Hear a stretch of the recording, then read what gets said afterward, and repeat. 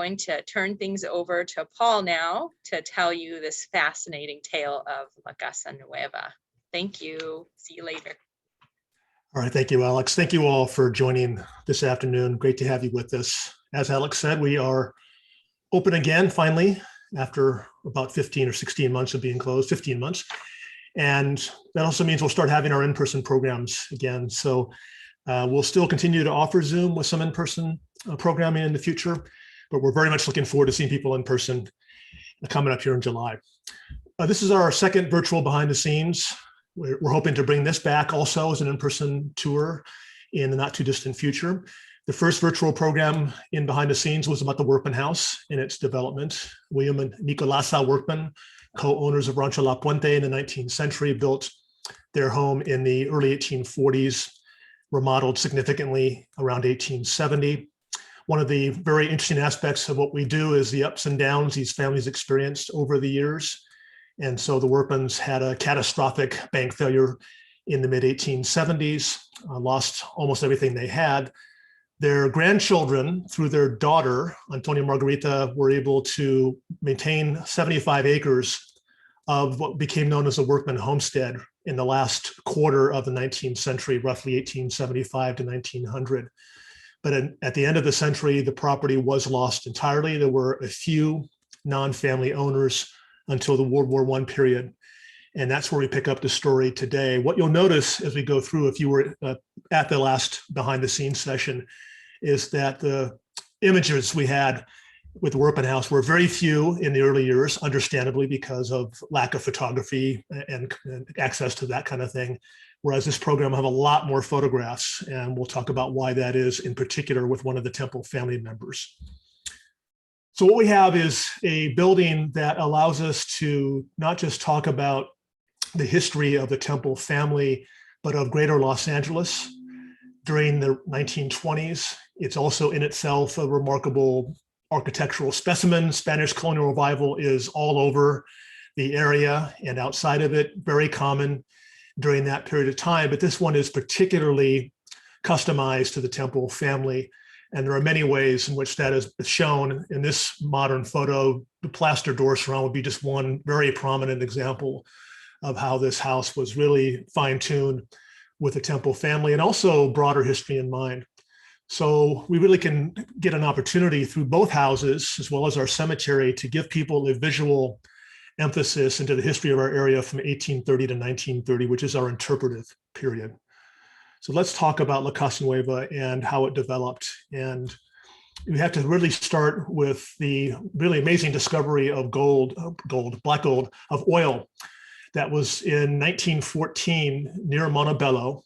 Walter P. Temple and his wife, Laura Gonzalez, were living with their 4 surviving children in this area. They had sold Walter's family homestead, which was a little bit to the east of where this photograph was taken. And if you know the area, Whittier Narrows, this would be in the intersection of Rosemead Boulevard, where Durfee and San Gabriel Boulevard meet, just below the Whittier Narrows Regional Park. So the family moved from one part of that area to another, just slightly to the west. And they were living where Thomas Temple, the oldest of the children, is standing. There was an adobe building there they had inhabited since 1912. And a couple of years later, when Thomas, who was much older in this photograph, was 9 years old, he was playing on the hills in the background with some friends, and a pool of water had been emerging to the surface after a springtime rain. It was April. There was oil coming to the surface. He smelled a rotten egg, smelled the natural gas, ran down the hill to the home, and then told his family about that. Standard Oil came in. They are now Chevron. They drilled some wells, and a successful one was brought in June 1917, followed by others over the course of, let's say, about a decade or so. So by the time this photo was taken, and I'm guessing this is probably about the mid-20s, you can see at least 4 of the wells that were producing at that time, and there were quite a few more. The property was about 60 acres. So it was this windfall from the discovery of oil that allowed the family to buy back the 75-acre homestead that their grandparents, or great-grandparents, as the case may be, the Workmans, had established on Rancho La Puente, about 6 miles to the east or so of Whittier Narrows. This aerial photo is from the early 1920s. If you know the area at all, Turnbull Canyon Road goes north to south towards the Pointy Hills off to the left here. This is looking west. This is the rail line that is now Union Pacific, built by the Salt Lake Railroad, as it was called in the early 1900s. San Jose Creek, a natural watercourse until not that long ago, within the last 50 or so years, was the southern boundary of the homestead at its 75 acres, Turnbull Canyon being the western boundary. To the north is this line. You can see it in the landscape. That is the northern boundary of the 75 acres. The access road, for which was an easement that the family was allowed to have, went up to Valley Boulevard off camera here to the lower right. And then behind the airplane would be the eastern boundary, roughly Hacienda Boulevard. And that gives you the rough contours of the rancho. And at the time this photo was taken, there was the Workman House, there was El Campo Santo Cemetery, established by the Workman family in the 1850s, almost nearly destroyed in the early part of the 1900s by a non-family owner. Walter Temple actually sued to have that desecration stopped, not knowing that about a decade later he'd buy the place himself. And when he did, one of his priorities was to basically reestablish the cemetery, a heart-shaped planter put in front, a mausoleum built where there had been a chapel, and renovating the burial ground behind that, putting grass and walkways and what have you. And there was also some existing wineries from the 1860s that the Workman family had used. So those were renovated into an auditorium, a cafeteria, and a 9-car garage, a reservoir, which also doubled as a swimming pool, a tennis court with basketball and handball were also added next to the Workman House. There was also a late 19th century water tower that was still standing. This is about 1921. At that time, there were no plans to add anything else, not the house certainly, to the homestead, but that would quickly change. Incidentally, I'll just mention these are walnut groves, probably could be some citrus in there too, near the creek, because that's where you probably had access to water. In fact, you can even maybe see potentially irrigation from one time or another running off the creek here to one side. But there was a change in plans. The Temples bought the homestead at the end of November 1917, just a few months after that first oil well came into Montebello. The same week, they bought a house in Alhambra, which was a booming city at that time. And they lived on the east side of town. It was close to the Mission San Gabriel, where they had a lot of historical and current involvement. Also close to Los Angeles, because Walter was taking his oil money and gradually expanding into real estate, Alhambra being a prime location for him, as would be Los Angeles, San Gabriel, El Monte, and finally his own town of Temple, renamed Temple City in 1928. So after a few years of owning the homestead, it was finally decided that they did want to build a home there. And the Temples worked with a contractor in Whittier, Sylvester Cook, who was the contractor for the mausoleum in the cemetery. And they came up with some plans. And these were basically rough plans on butcher paper. We don't have complete sets of them. We don't have complete sets of any of the plans, but I'll show you some examples. And this is one of the early concepts for La Casa Nueva. If you know your architecture, you can see this is more Mission Revival with the arches than Spanish Colonial Revival. And maybe it was appropriate for the time. Early 20s is sort of a transition from Mission Revival into Spanish Colonial Revival. There is obviously going to be tile roofing put in, that sort of thing. But it definitely was more maybe on the Mission Revival side. Another view, this would be the rear. So it's an elevation, and what you're looking at is the back door, again, with archways. These would be porticos extending out from the main core of the house with two wings, west and east. And that did wind up being the basic layout or general floor plan of the house. It's just that the details changed significantly. Some of those details being pretty major ones as we go through the time that the house is being built. So what then happens is that Walter Temple is starting to build commercial projects, as I mentioned before, in these various cities, Alhambra, LA, what have you. And so he hires an architectural firm, Walker and Eisen, who were well known in downtown Los Angeles for mainly Renaissance Revival commercial buildings, multi-story structures. They were not typically doing residences, but because he had hired them to do these commercial projects, it made sense to bring them in to do something for La Casa Nueva. This is an early plan, and you can see there was a significant amount of damage. These plans actually were stored in an attic in one of the outbuildings next to the house called the teepee. and they were there for quite a long time, not unearthed or taken out of there until at least the 1940s and probably later. And so there was, pest damage and that sort of thing. But we do get the sense of how the house was going to be laid out. A main block of 5 rooms downstairs, the 2 wings that I pointed out before, a center courtyard in the back. Of course, a second floor as well. This is just obviously the first floor plan. But the way they describe some of these rooms would change quite a bit. For example, down here in the lower right, it says billiard room. This wound up becoming the music room. But the library wound up being in the location identified here. The dining room, the living room is chewed up by the critters, so we don't get to see much of that. Breakfast room was built next to the dining room and the kitchen as shown here. But in the wings, there's a porch and a bedroom and kind of an unidentified room in the back here. That did change quite a bit. So again, some of the components would remain, others did not. For example, off the library, there was going to be a door built into this western wing. That never happened. It wound up becoming a self-contained space over here. In the hallway, the main hallway, there was a plan to build a center stairway up to the second floor, right in the middle of the hallway. That would also change. So just to give you some examples of the progression of how things were being done with the plans. Some details for upstairs in the Walker and Eisen plan. Bedrooms basically on the 4 corners of the second floor area, with restrooms or at least half bathrooms being built in between in some cases. In other cases, you see a tub and more of a full bath in here. You can see again the idea of having stairs going down into the main hall in the center of it, and balconies basically going around the hallway, but not as open as it would wind up being.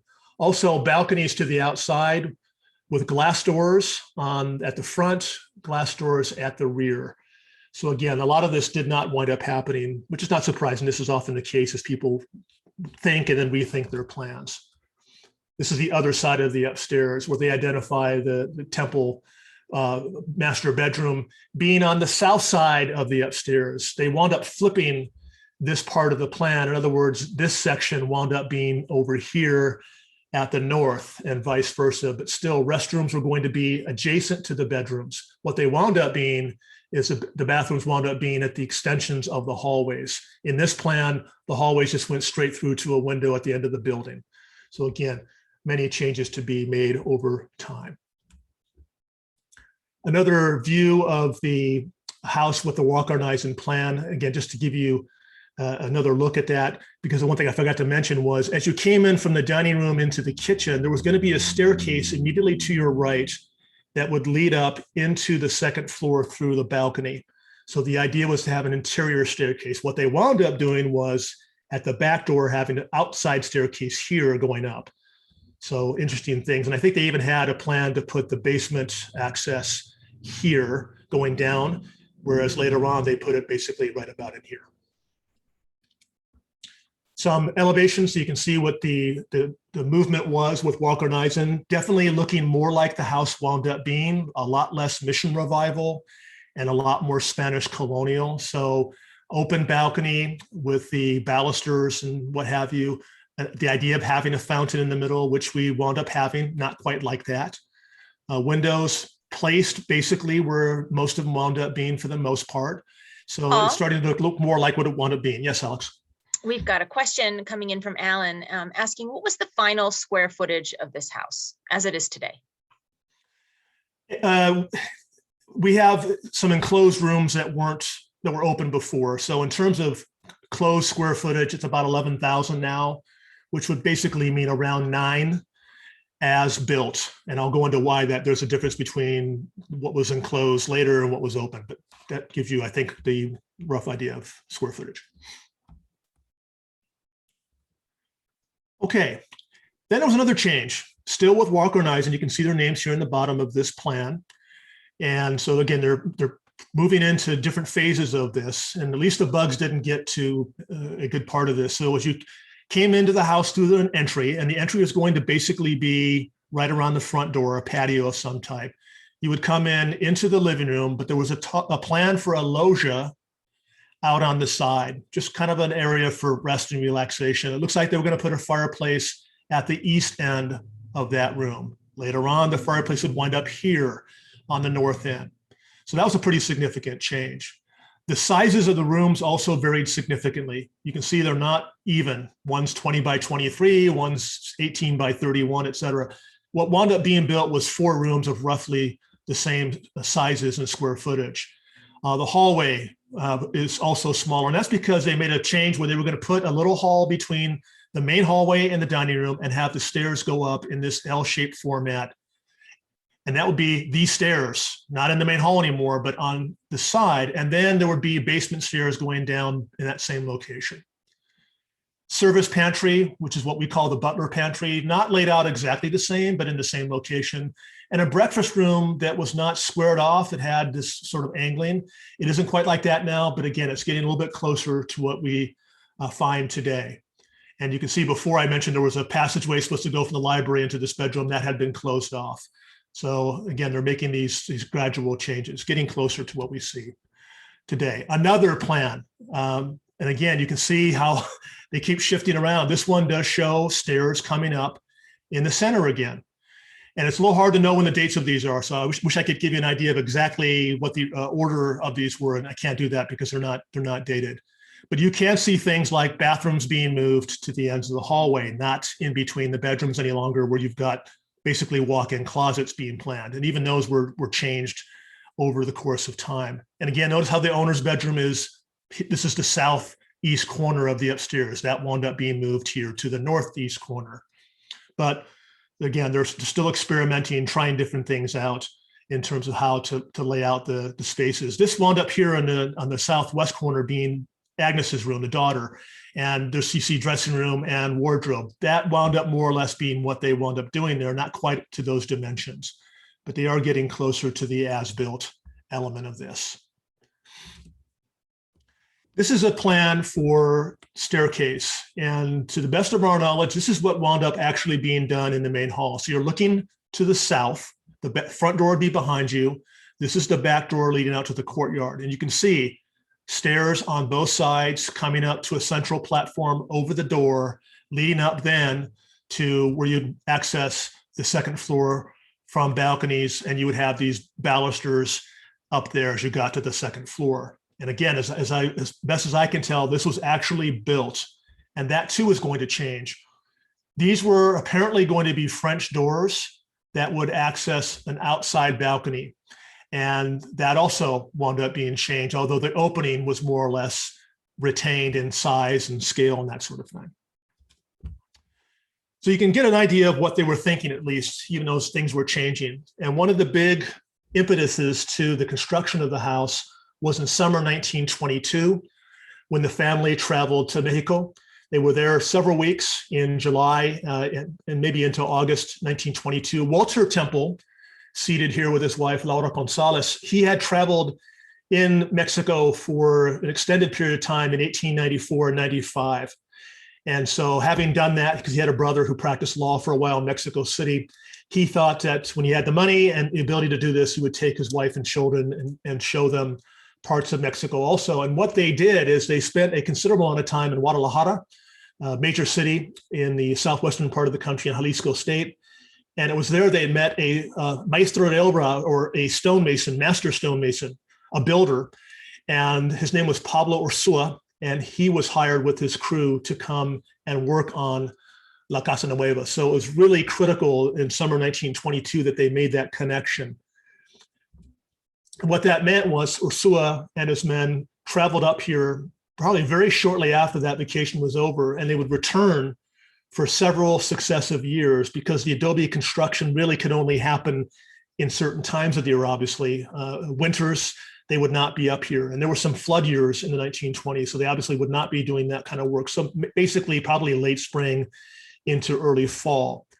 They basically built adobe bricks in a somewhat traditional manner. So you can see in some of these photographs, the pits that were dug out. You can see the straw, hay, whatever it is, being used as a binder to hold the bricks together as they're being formed. But unlike the sun drying that you would have done, say, for the Workman House in the 1840s and most other adobe buildings in the area, they built kilns, or big ovens, out of adobe bricks. Then they used kindling from trees, such as the walnuts that were growing to the south that I pointed out in the aerial photograph, by the way, in the background of the Puente Hills. So you're looking south. And they would use that to fire up these kilns and bake the bricks. The idea was they would be more durable and they could hopefully get those done more quickly.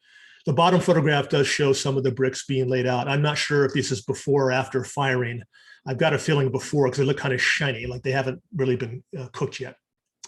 But great photographs. And one of the really important things here is that Thomas Temple, the oldest child, the discoverer of the oil, was a shutterbug. He loved photography. And without him, we would have probably almost no visual record at all of this project. Now, Thomas, like his other siblings, went to boarding school, so they weren't home for much of the year. But in the summers, they certainly would be. And we assume that most of these photographs, especially in the later period, because the Temple boys were sent to Massachusetts, that they would be taken in the summer. And again, some really great photos. You can see the depth of the pits. You can see the access to having the kindling from the trees, at least 3, maybe 4 actually, of these adobe ovens to fire these bricks, because they weren't being built just for the house. There were other parts of the site that were using adobe bricks. Here, again, you're looking to the south, and you can see bricks being laid out in the fields not too far from the home. And again, just more of these great photos of construction. And in some cases, and you'll see others, you can see how rural this area actually was in the 1920s. It was a farm area, totally unlike, of course, what you see today with City of Industry and the residential neighborhoods nearby. Very rarely you'll find a photograph of some of the workers, but this is a great one because you can see he's using a wooden frame to obviously get the right sizing. And there were different frames for different size bricks. You can see how large they were. A lot of these could weigh 50, 60 pounds. And so they're pretty amazing in terms of their size and weight. And again, just more of these photos. You can see the kindling over here on the right for the adobe kilns to bake these bricks. So construction did start in 1922, and there are a few early photos. It's a little hard to date some of these. This is the southwest corner of the house, one of the wings projecting from the home. This is an interior from the main hall looking into probably the living room and dining room, I would think, to the east. But you can see those adobe bricks being stacked up, and then arches, also of adobes, but cut in different sizes, smaller sizes. But also, as you can see, they're held together, mortared differently than they're going to do with the walls. And there's obvious reasons for that, for stability and strength and what have you. To the best of my knowledge, those are not red bricks. They don't look like it. They certainly look like smaller adobe bricks being utilized there. I will say you can see very clearly there are interior walls that are naturally going to be wood framed and then plastered over. So it's not an entirely adobe house, but mostly is. They hadn't gotten very far in 1922 with the construction when Laura Gonzalez Temple, who had colon cancer, died of that illness at the end of the year, December 28th. Construction stopped for a period of time, obviously for the grieving process. There was some talk about whether to continue with the building, but they did press ahead. And a year after her passing, they had a ceremony to dedicate the house in her honor. This is Bishop John J. Cantwell, Bishop of the diocese. And so he came out and blessed the home. He had done that also, by the way, for the mausoleum 2 years before. So we have 2 sites that were blessed by Cantwell in the early 1920s. The plaque was put immediately to the right of the front door. That would change later on, but that's where they put that initially. And you can see the original, this is a photograph in the 20s of the plaque. It is still there today. It's just been moved to another part of the building, which I'll point out later. But it talks about being dedicated to the memory of Laura by her husband, blessed by Cantwell. Walker and Eisen listed as the architects, Sylvester Cook as the builder, contractor, but also Don Pablo Ursua as the master stonemason from Guadalajara. But there was another change. It's not entirely clear how this happened, except that Roy Selden Price had gained some renown. He's not particularly well known today.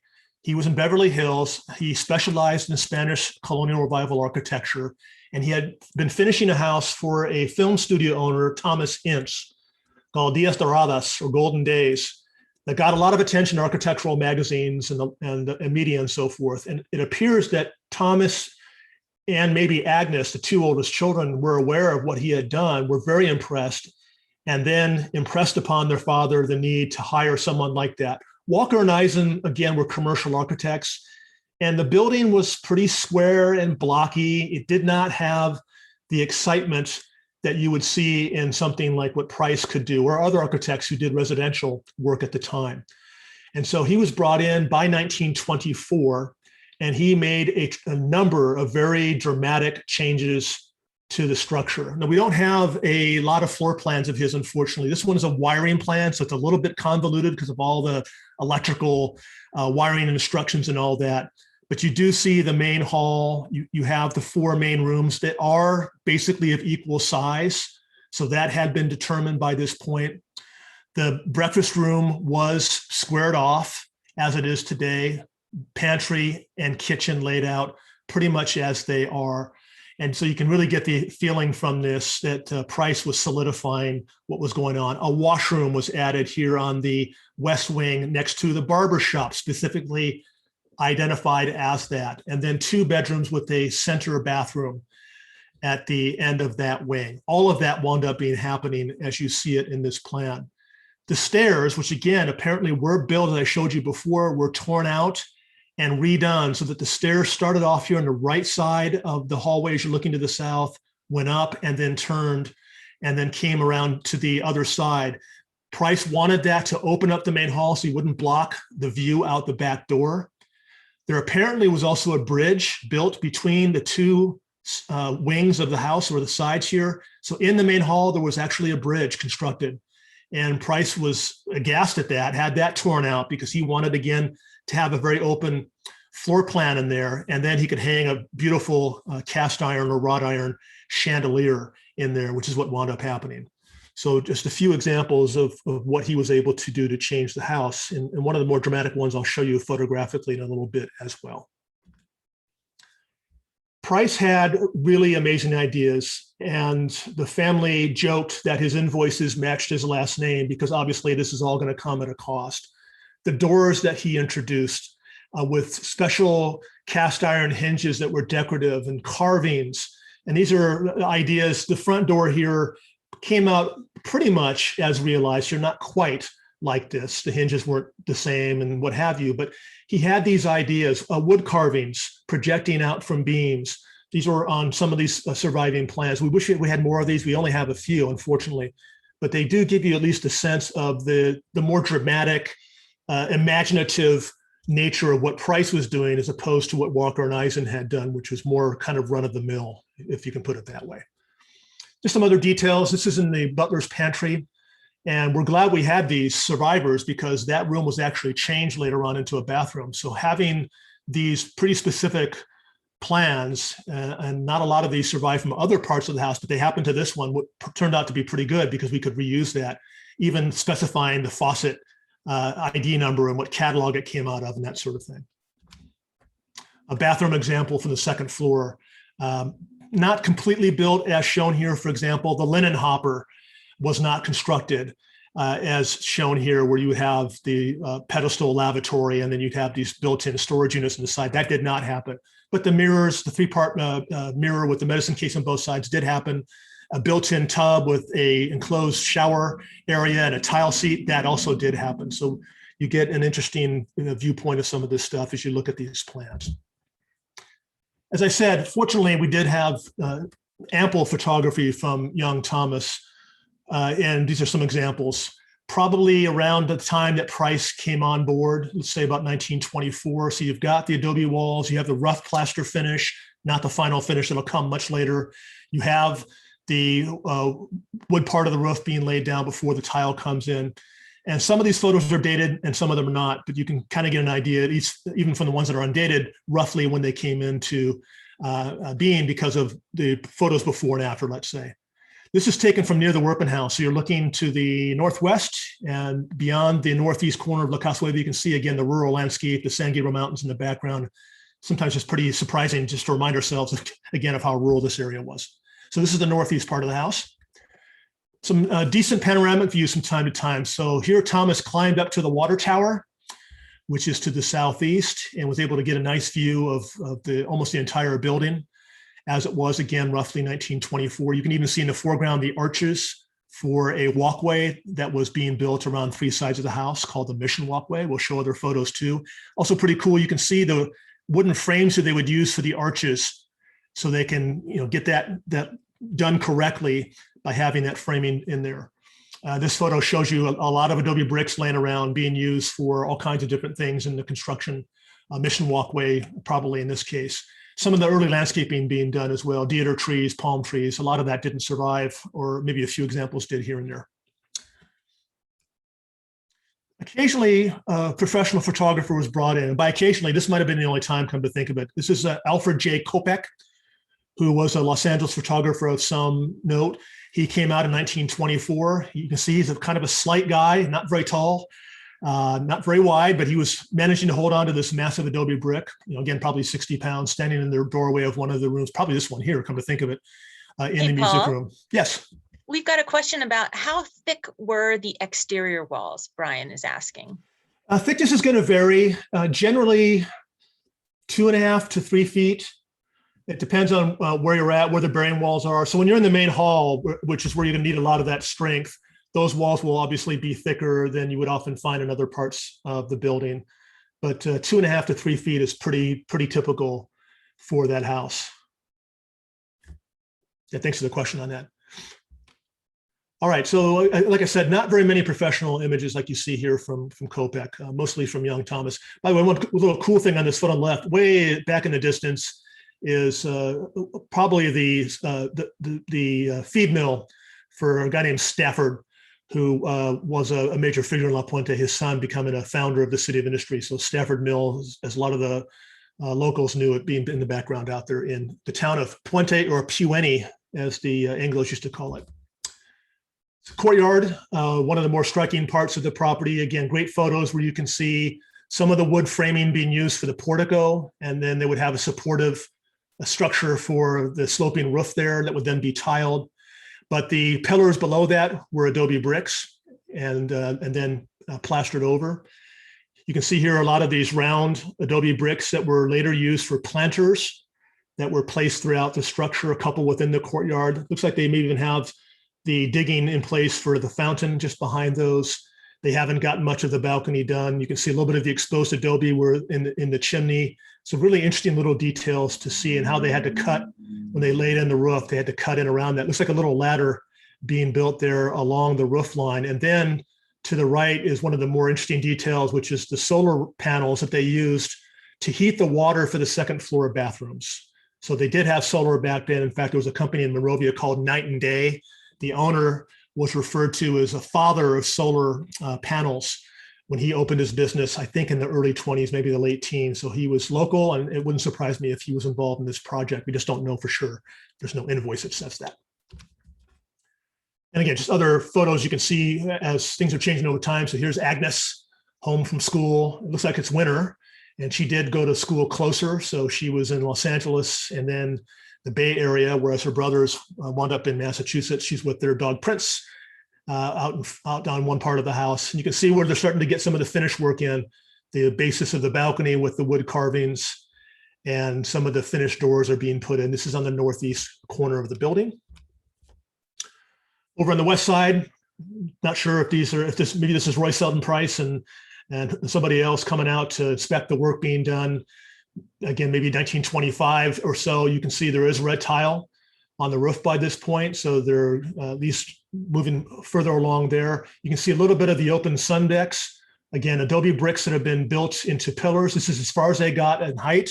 And then they used rough wood beams across the top for effect. Now, under Walker and Eisen, these open sun decks were going to just be tiled, not even tiled, they were going to be papered and tarred and just be plain old roofs. And Price said, why waste that space? We can make it beautiful and utilitarian at the same time. And he convinced Temple to do that, again, with the expenditures that would go along with that.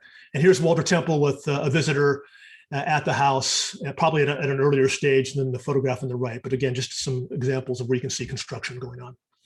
Walter Temple Jr., the middle of the three sons, standing in front of the home.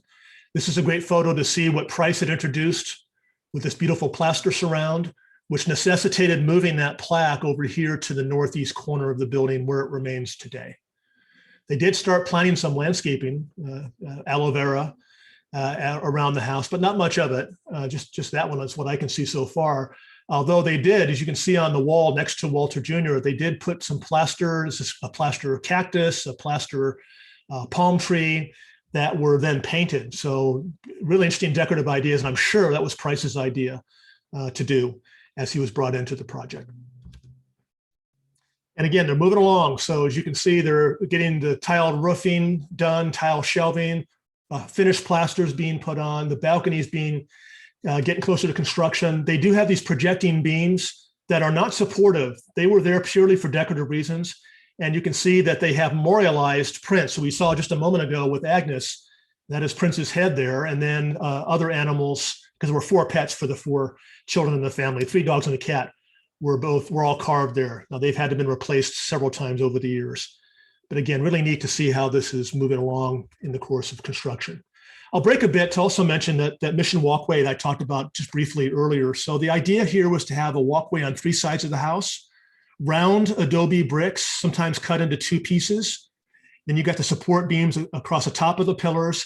A trellis would be built between that and the main wall to the right or the outside, and grapevines planted on that. The grapevines were initially planted on the inside next to these pillars. They changed their minds, maybe that was Price again, and put on the outside so they could grow towards the house. An archway at the southeast corner leading out to the old wineries where the garage and auditorium were, and a great photo of the water tower with the water tank that they had at that time, 1,500 gallons probably to supply the domestic needs of at least the workman house at that stage. Kind of the opposite direction. So this is bottom photos looking east. This one's looking west. And you can see some of the workers with these platforms, and they're working on the arches of the west side of the Mission Walkway. This would be the southwest corner of La Casa Nueva. And just some other views of that walkway being built. So this is the archway at the southeast corner looking up towards the house. Eventually they would pave the Mission Walkway and then have inscribed all the names of the California missions plus the Pala submission and their founding dates with tiles that would show the Spanish royal coat of arms and other designs in there as well. Walter Temple spent quite a bit of time in a place called San Jacinto near Hemet. The Soboba Indians had a resort there called Soboba Hot Springs, where there was hot water baths. And so Walter spent time there, and they had a number of cottages you could stay in. One was a Pueblo style, and there were a couple others. And there was one that was a teepee. And so Walter stayed in one. He was so taken with it that he decided to build his own example to be his home office and retreat. And as you can see here, it's adobe construction. They had to, because it was a teepee, they had to basically step the bricks up and then in a smaller size to get that effect as the building narrowed outdoors to in and from bottom to top. And you can see how they do the framing to get that effect to be done correctly. Adobe bricks also used for the patio wall. So they are going all out. You can even see one of the planters in front there. I want to point out before I leave this, there are a few little sycamore trees planted here on the right. This is 1927. 2 of those are still with us today, as maybe one of these palms, come to think of it. Okay, finally, they're getting done. It's 5 years of construction, changing architects, only building adobe bricks at certain times of the year, all kinds of reasons. And there may have been financial ones as well for why it took as long as it did, but they're finally getting to the point where they're moving towards completion. You can see in the corner of this photo on the top here, a little cypress that we still have in that corner that is now taller than the house. The palm tree in the front also being planted early or probably mid-1920s. One of the more unusual things Walter did is he had bought property in San Gabriel he wanted to develop, and there was a palm tree there that he decided he wanted to save. So he had it dug up, put on a truck and brought out to the homestead and planted at the southeast corner of his house. The photos were labeled 1775 palm tree. They insisted it had to have been a palm tree that the missionaries put in San Gabriel when the mission had been moved from Whittier Narrows, where the temples long lived, to San Gabriel. Now, there's total speculation. I don't think it's true. It was probably a very old palm tree, but whether it was from 1775 or not is who knows. But they spent a lot of time and money having this tree moved. Unfortunately, it died a few years ago, so we no longer have that with us.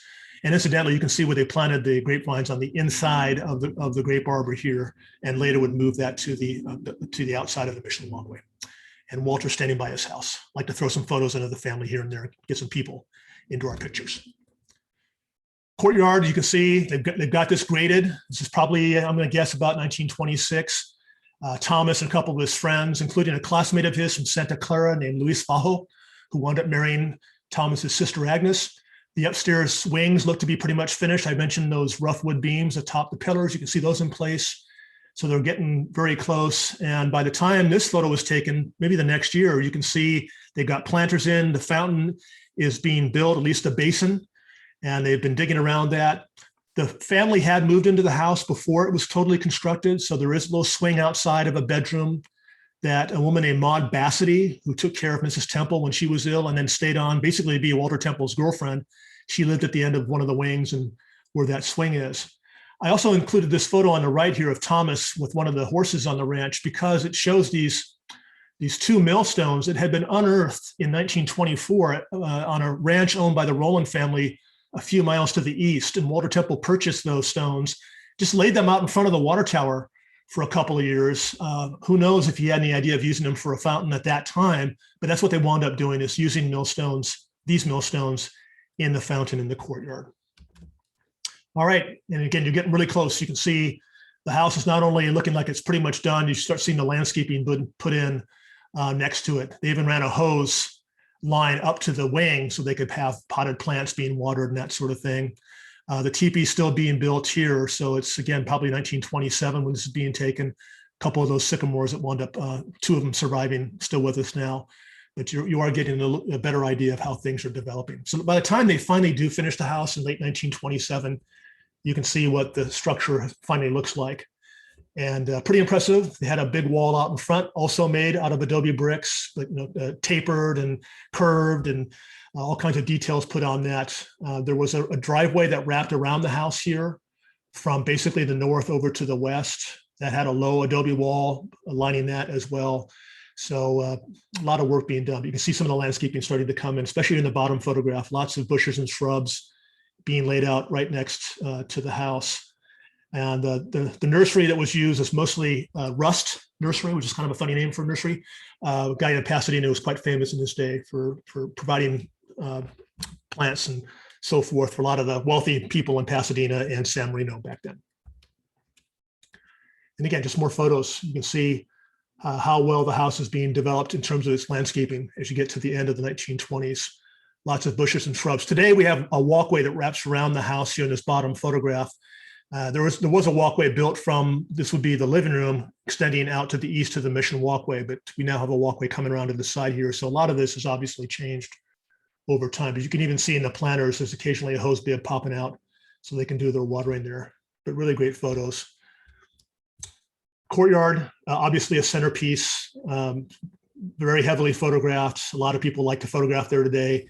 And so this is Agnes Temple, only daughter in the family, on the completed fountain. Whether it actually worked and had water running out, we don't really know. There are some photos that do suggest there was water in there. This one doesn't appear to show that. Banana palms planted behind it. We wound up recreating that kind of a look not that long ago, within the last 10 years. This is the upper sun deck that you would see on the east side.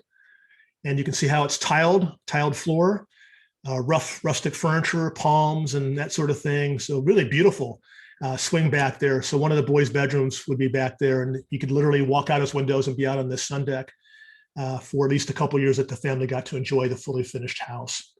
One of the major events they had shortly after completion was the Altar Society at St. Joseph's Catholic Church in nearby Puente had an event, costume party. So they had the right setting to dress up as if they were caballeros and rancheros from the mid-19th century, women wearing mantillas and shawls and headgear and what have you, charro suits for the gentlemen and all of that. This photo is really great because you got guys sitting on the beam ends there. I guess they were confident about the structural stability of that, people on the fountain. And then standing by the teepee when that was finally completed. And this is a great photo because it shows the rough patio covering that they had. We've talked on and off about maybe trying to recreate that at some point. And even rough wood twigs popped out of the top of the teepee structure there.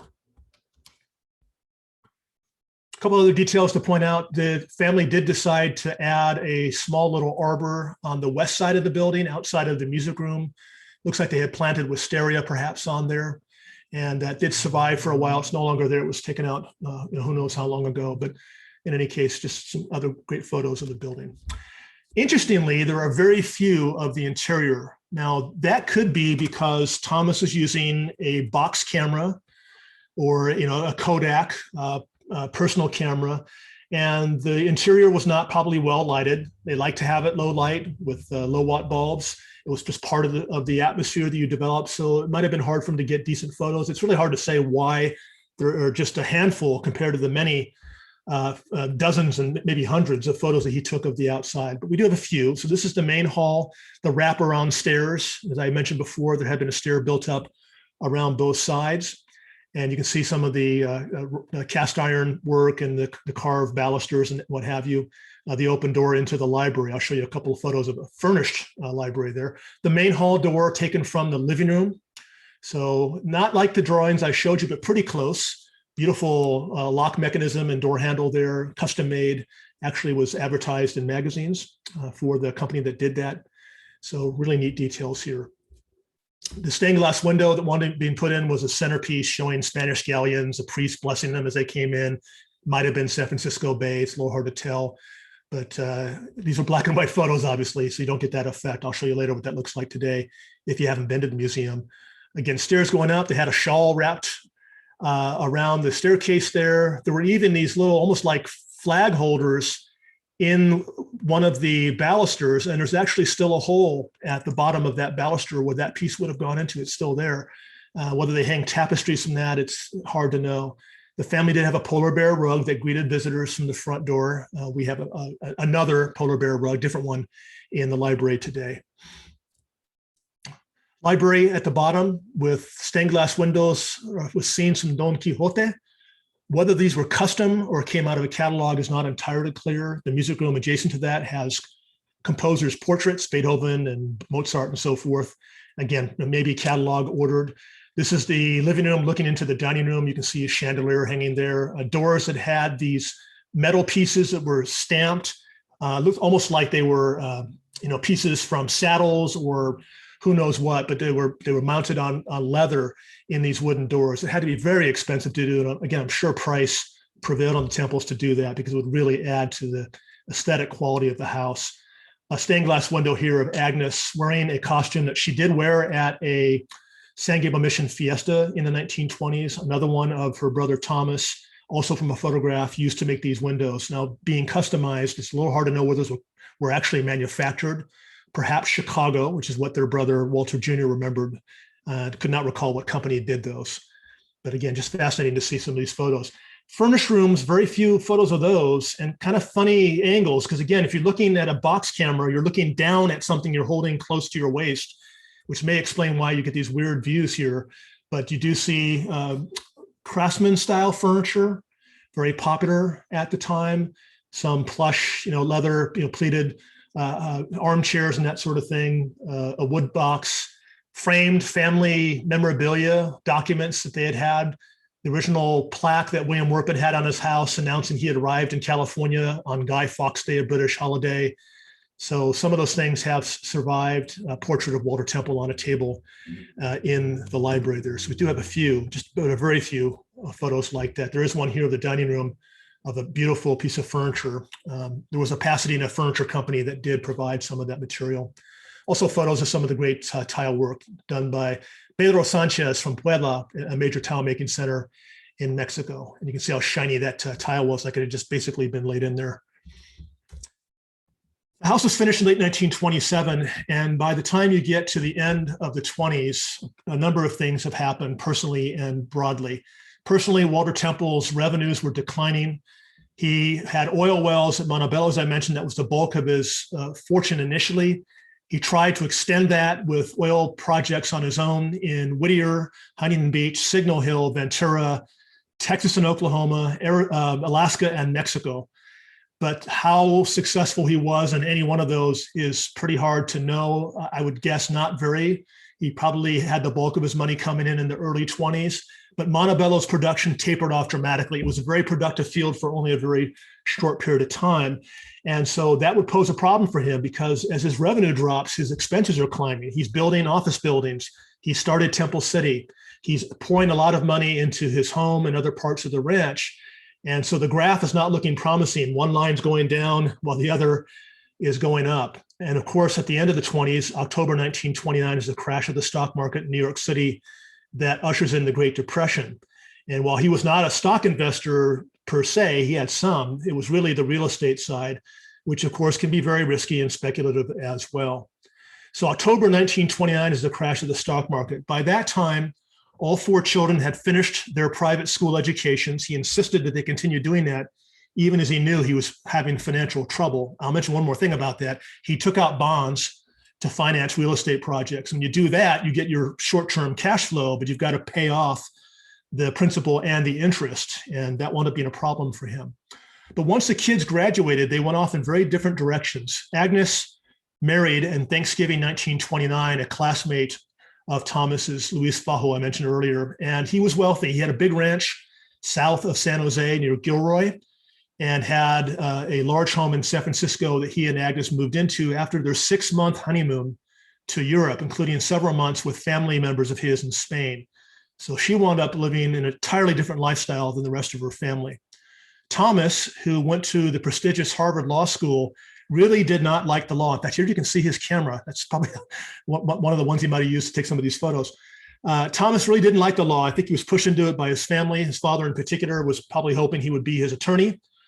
Thomas decided, as he said later on, I was bitten by the genealogy bug. He really became a hardcore genealogist and historian, and that's what he wanted to do.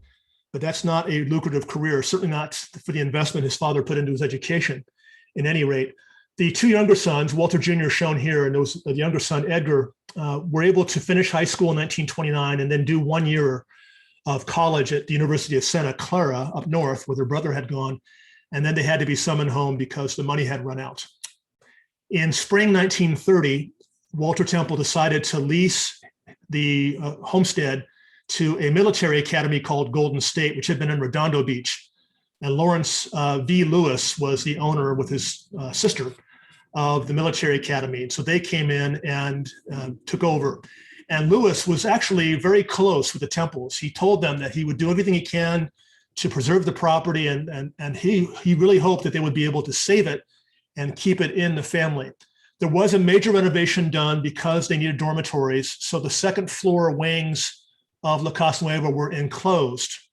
Walter Temple had a relative, his sister's granddaughter's husband, who was a contractor. He built these dormitories upstairs. Those remain today, and so that was probably the most obvious and visible change being made in the early stages that are in 1930. So this is a visit, I think, from about 1932, thereabouts, where the family did come back to check out the property. And again, you can see the wings here in this bottom photograph with Thomas by the fountain.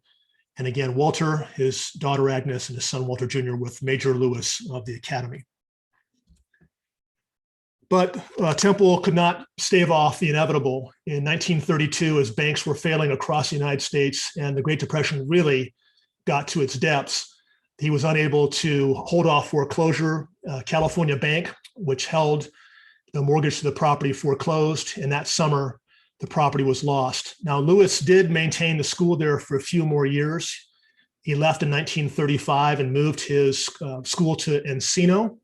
He evidently took quite a bit of the Temple family furniture with him. And it was said that he died in the early 1980s, that he still had some of that stuff with him when he passed away in San Diego area. What then happened was there was 5 years where the property was not occupied by an owner or a renter. There was a family by the name of Brink. They were related to the Brinks family from Brink Security. They were the caretakers. But finally, in 1940, Harry and Lois Brown, who were living in Monrovia and had a sanitarium, as they were known in those days, decided to buy the property in October of that year. They did so, and they moved their patients over time.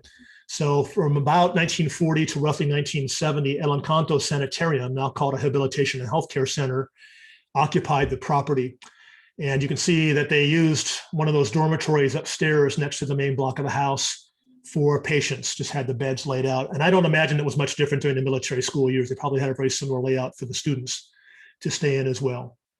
When El Encanto had to build a more modern facility to keep up with state regulations, They moved immediately north of La Casa Nueva. This was mid 1960s. They wound up selling the workman house in El Camposanto to the City of Industry, which had been recently formed. That was in 1963, but they did not sell La Casa Nueva for a while. First of all, they had to vacate over a period of time, and it appears that there was quite a bit of negotiation about price. So it was not until about the mid 1970s that La Casa Nueva was actually then sold to the City of Industry. And when that happened, you can see what La Casa Nueva looked like in 1976. The house was not in bad shape. The grounds certainly were overrun because they hadn't been taken care of. El Encanto had moved a number of years before, but a very significant restoration process did ensue, basically starting around 1977.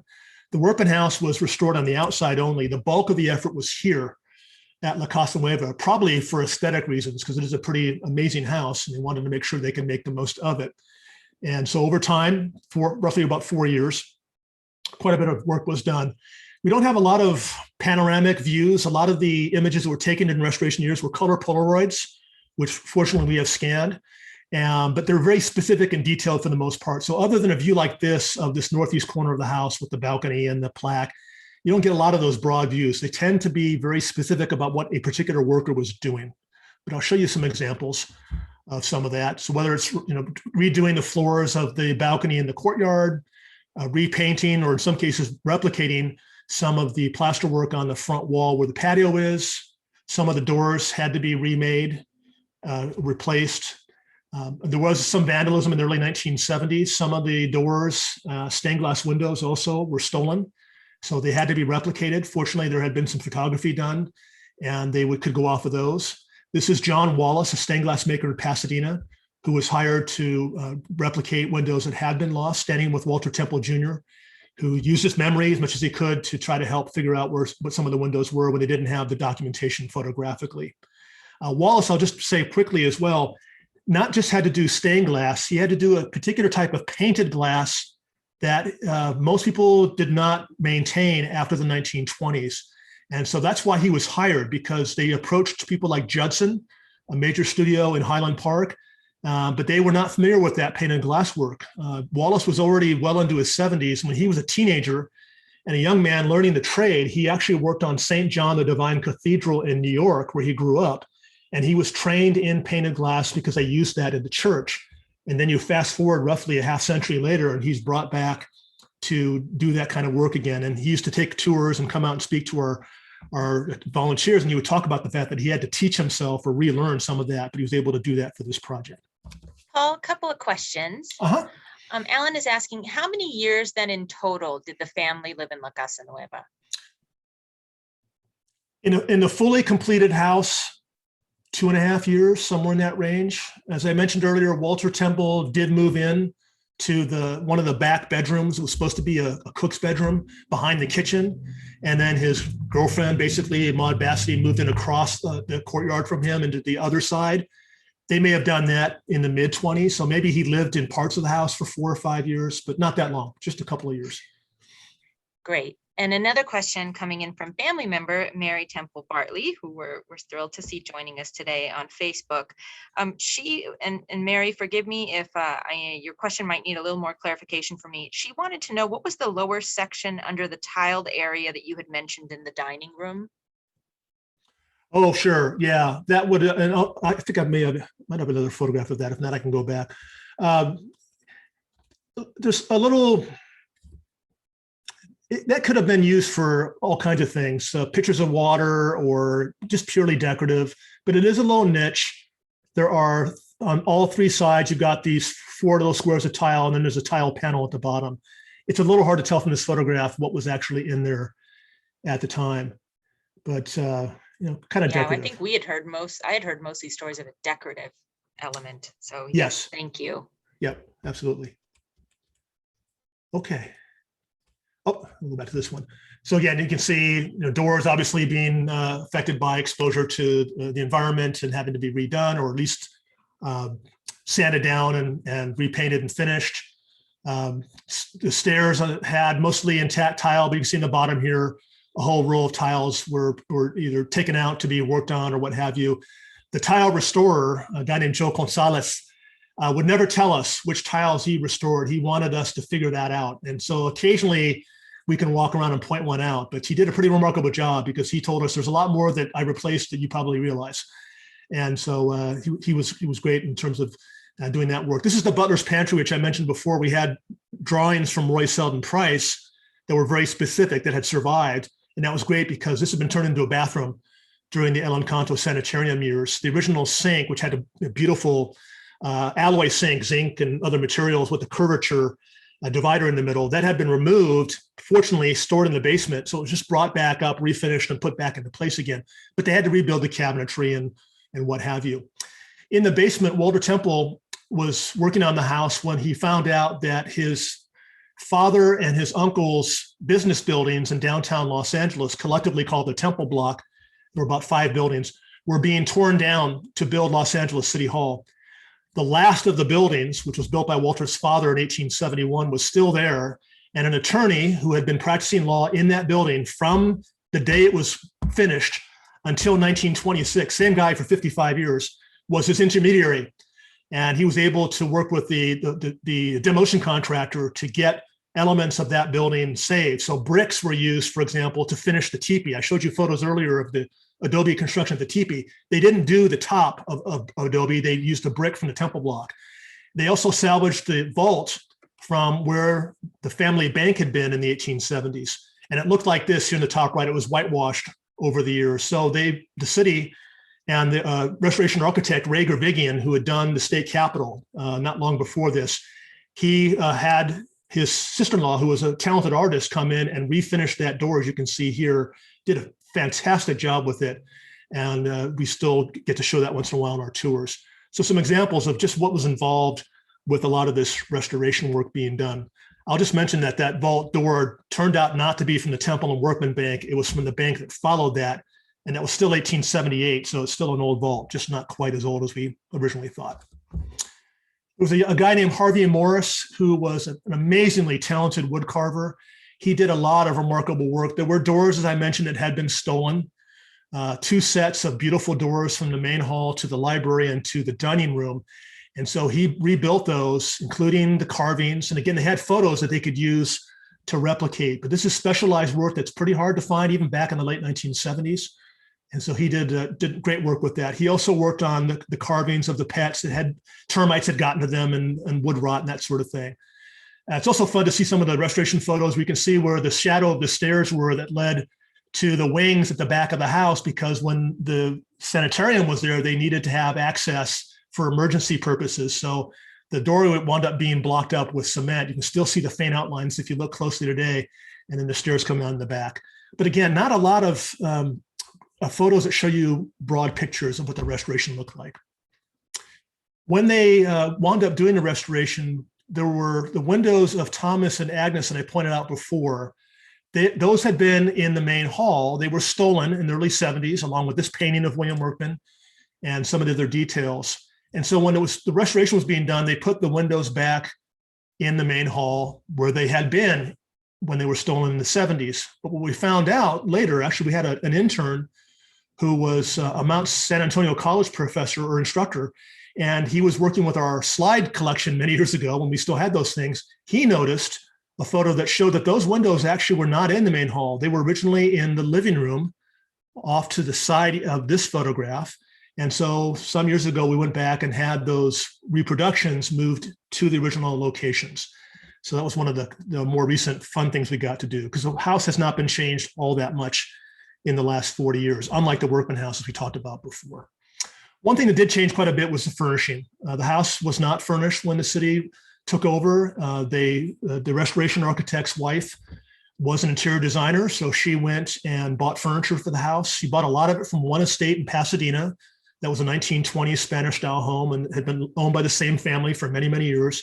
So a lot of the furniture she bought was appropriate for this home. But we've made quite a bit of changes over the years, the layout, the kinds of rugs, that sort of thing. We also hired a guy who came from the Henry Ford Museum in Michigan. He was a furniture expert, and he helped consult and helped us determine which pieces were actually maybe reproductions from the 40s or the 50s, how to lay out things differently. So a lot of work was done by one of our staff members, Max Van Balgoy, some years ago to really try to get a better representation of how you would lay out a house and have the furniture that would be appropriate for that period. And you can see the polar bear rug that was purchased at the time. I was told by the architect who supervised the project that he got the permit for this polar bear rug. It was the last one issued in California because polar bears are obviously endangered animals. So he told me that after he bought this from a taxidermist in Los Angeles, you couldn't get these anymore. So kind of an unusual story there. Paul, a question coming in from Linda. What windows were used to replace those of Thomas and Agnes that were in the front hall? So what did we put in their place? Yes, thank you. And we switched out. So the ones that were in the living room were moved to the main hall, and it was almost an exact fit. There had to be a little bit of trim work done to make that switch happen. But it just happened to work out that the openings were almost identical in size. So that was fortunate. All right, so as we wrap up, I'm just going to show you some photos of how the house looks now. And when I mean now, I mean yesterday when these were taken, just so you can see, what things are like here in 2021 as opposed to almost a century ago, because obviously next year will be the centennial, the start of the house. For one thing, the teepee here in the bottom, you can see those 2 sycamore trees, 2 of the 3 that were planted. I'm guessing the one in the middle didn't make it, which is fine because they weren't spaced as they should have been anyway. We're hoping they're going to survive. Trees have a lifespan, so we'll see how long those are with us. And again, I think maybe one of the palm trees on the side might still be there. The cypresses in the front are still there from the 1920s. We've got a couple more on the opposite side of the house. The archway here, the tile work that was done has been replaced a couple of times, but as you walk in from the back of the house, which is how most people did back then, as they were visiting the family, there was basically a memorial honoring William Workman being the establisher of the homestead here. And then behind that is a tile plaque that shows cattle brands from the family, although we think that might have originally been a coat of arms for the Temple family. But a little hard to tell because we don't have great photos that show the original, but that's what we're speculating was being done. Tile work, so as Mary asked earlier, this is obviously a better representation of the actual tile. How much of it Joe Gonzalez replaced, I don't know. Hopefully not very much. But again, like Alex, you were saying, it probably might have been decorative, but I can imagine you could also put water pitchers and other things you might be using there as well. But beautiful work by a licensed artist in Puebla. This is in the breakfast room to the left here. Peacocks eating watermelon and pineapple.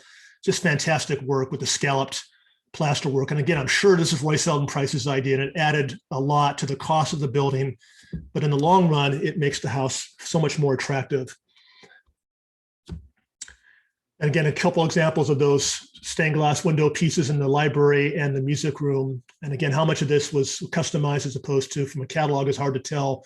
But even little details like the yellow coloring was achieved by using an acid on the glass. So just little things like that that you may not see a first time that you go, but if you go a second time, you might see that. I was in the main hall the other day and noticed some tile that had been cracked that I hadn't seen before. So even after 33 years and thousands of times in the house, I find things all the time that are new, which is one of the great things about a house like this. And Paul, can you go back to that one? That is the Don Quixote window is a great example of the change that Linda was asking about. When those windows were moved, there was a very thin layer that was put around the upper edge to make that window fit. And it's very similar in size to what you see here around the Don Quixote window and the Chopin figure. Yeah. So just a nice little edge. Right, exactly. And in other windows, they would do uneven cames, the pieces of lead in the middle, and they would put a piece of glass in there like it had been broken and repaired. Like they wanted to make it look antiqued, as if those windows came from, a medieval monastery or a cathedral or something.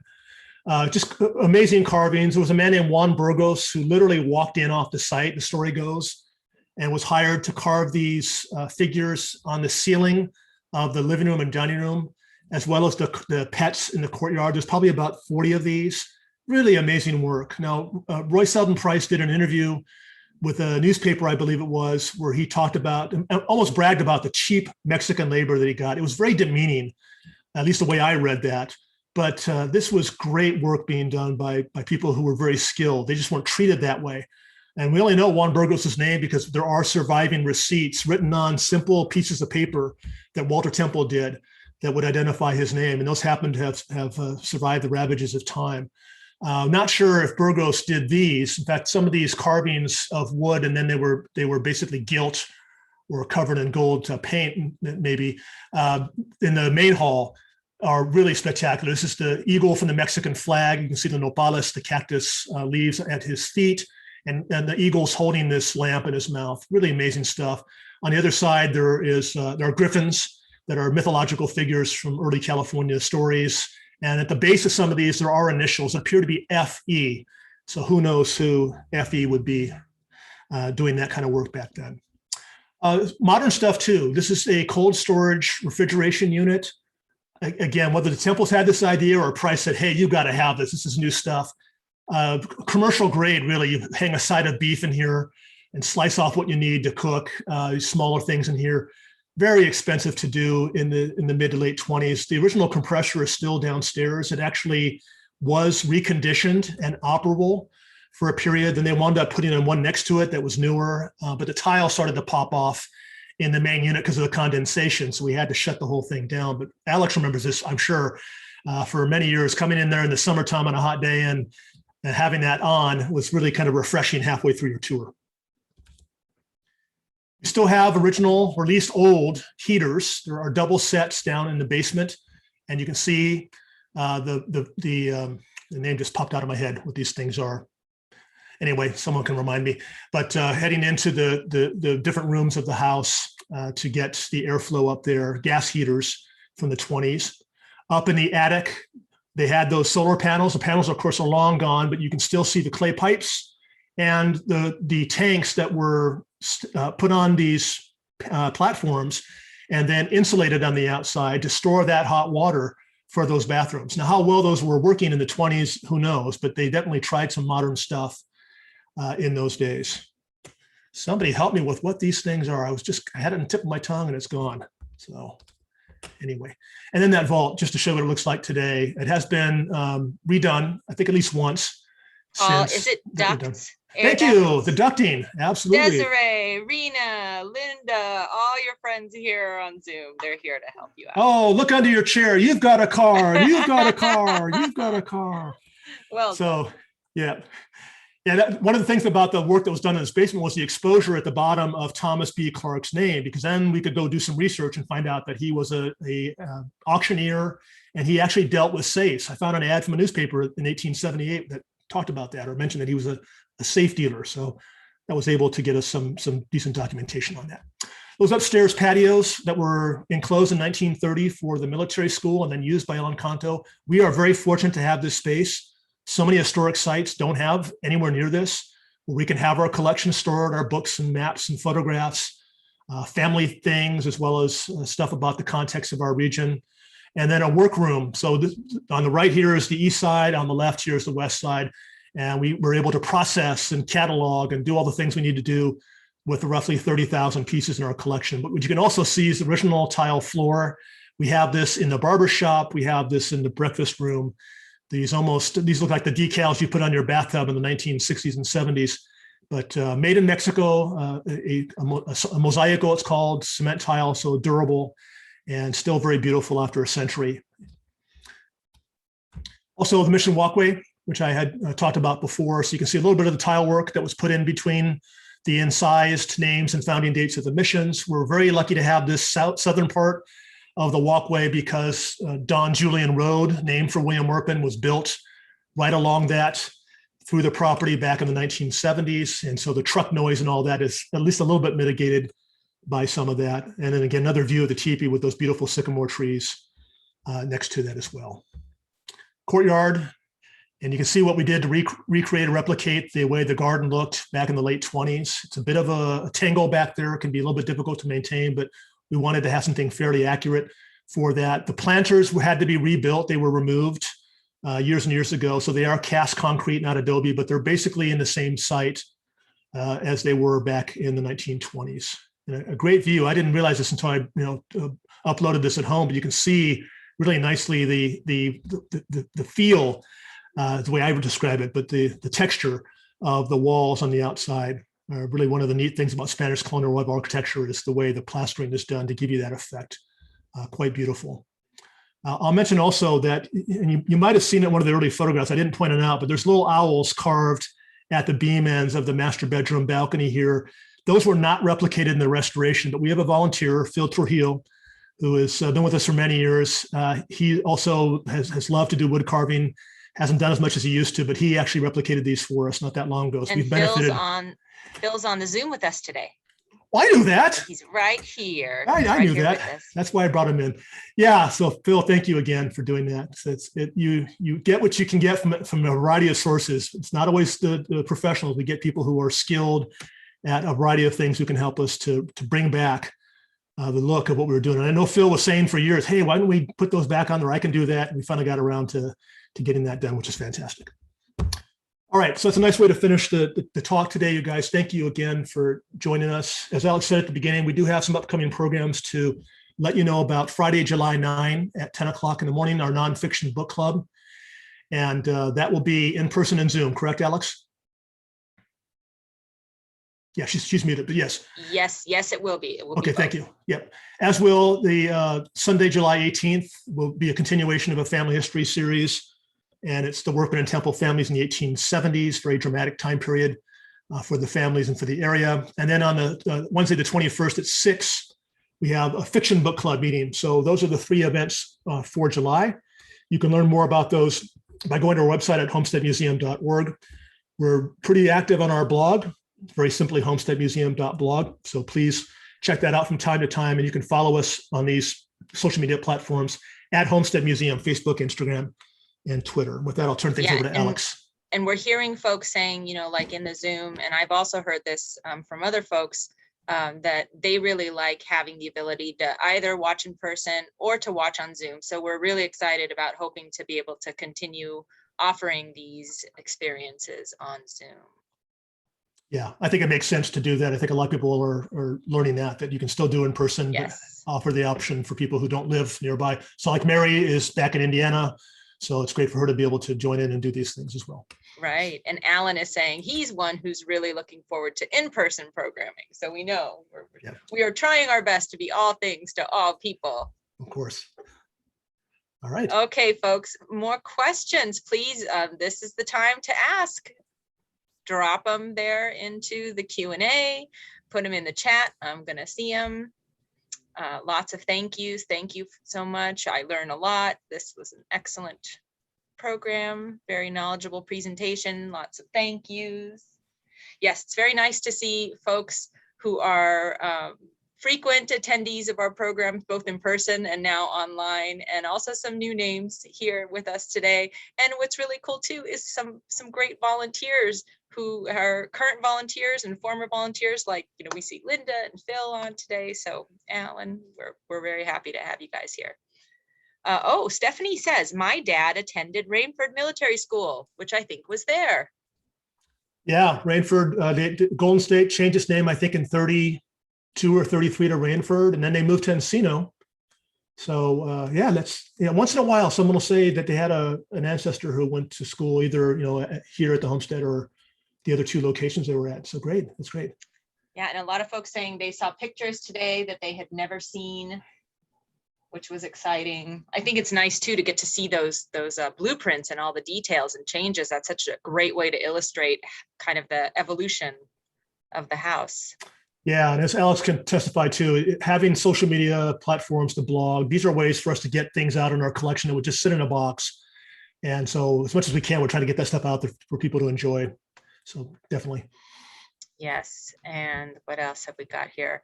And we have current docents remembering ones who were here before. So Judy, you're asking about Linda Butek. Yes, that's Linda Butek on here with us today. So you guys need to connect on Facebook, get together there. From Wisconsin to City of Industry. Hacienda Heights, yes. Any more questions from anybody here? Yeah, well, as always, these deep dives, I enjoyed seeing all the pictures myself. And like you said, we're so blessed to be here on a regular basis, seeing this beauty around every corner, but we still do notice those new things, those special new touches.